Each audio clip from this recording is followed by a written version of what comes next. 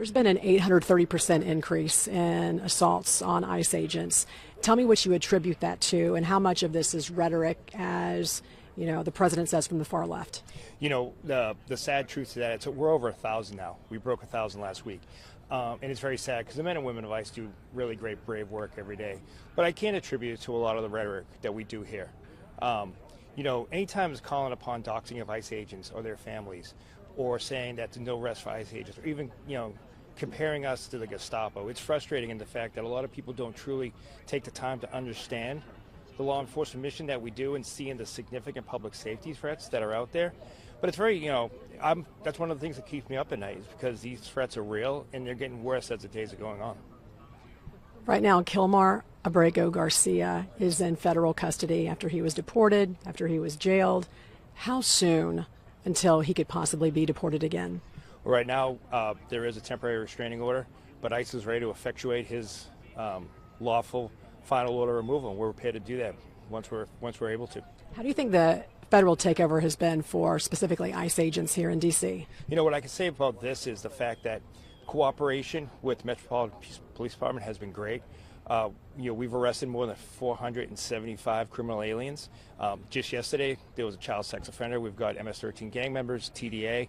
We've seen some significant public safety threats that we're able to remove, and we're grateful for the cooperation we have now. All right.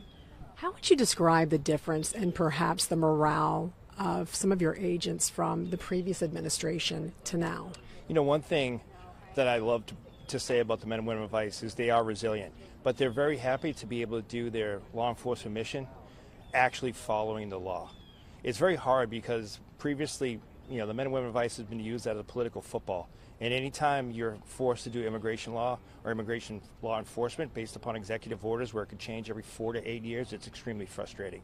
President Trump and Secretary Noem have given us the ability to open up that full immigration portfolio and enforce the law the way it was written, exactly how Congress did it back in the 1950s. And we are enforcing that every day. And I think you can see it with the public safety threats we're removing. We know that a judge has blocked or tried to stop any more illegal aliens from going to Alligator Alcatraz in Florida. First of all, tell us what your thoughts are with some of these judges that are trying to block this, and also what you see as a path moving forward when it comes to these immigration detention centers. You know, for me, it's very frustrating because it's great to have partners like the state of Florida, like the state of Louisiana, that want to work with ICE and help us. It really frustrates me when, you know, these radical judges want to use either political motive or personal vendettas to try to block the work that men and women of ICE are doing.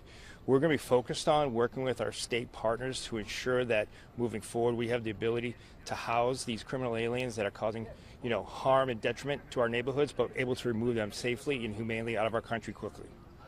We know that the president has asked Defense Secretary Pete Hegseth to try and gather National Guard troops in some of these other big cities to also get ready for potentially a federal takeover. How important has this been for D.C., and how important is this for other cities across the country? You know, what I can say for D.C. is you just look at the numbers that we have going on right now. No murders in more than 11 days. You've seen crime go down. You've seen people back out, going to museums, feeling safe again. I think that's key. Secretary Noem's dedicated to make sure the men and women of ICE are there to help our federal partners wherever we can and to really focus on those worst of the worst. And I think we are making America safe again.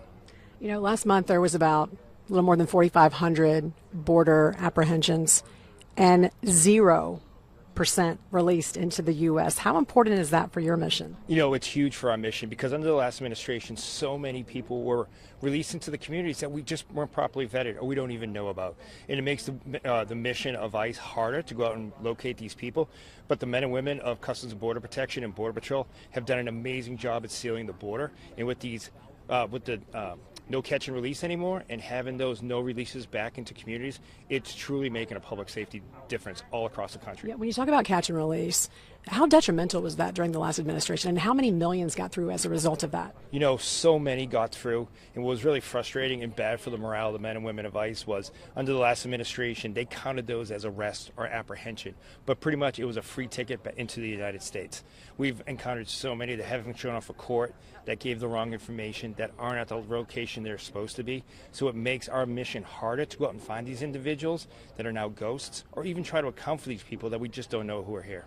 What's your message to some of these Democratic mayors, like in Boston or in Chicago, who are essentially protecting some of these illegal aliens that you guys have tried to apprehend and also tried to deport?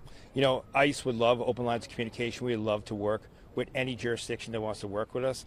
I want people to really see the public safety difference that working with ICE makes. But make no mistake about it, regardless of the sanctuary status of a city, ICE will be there to make sure we get those criminal aliens off the street. Okay.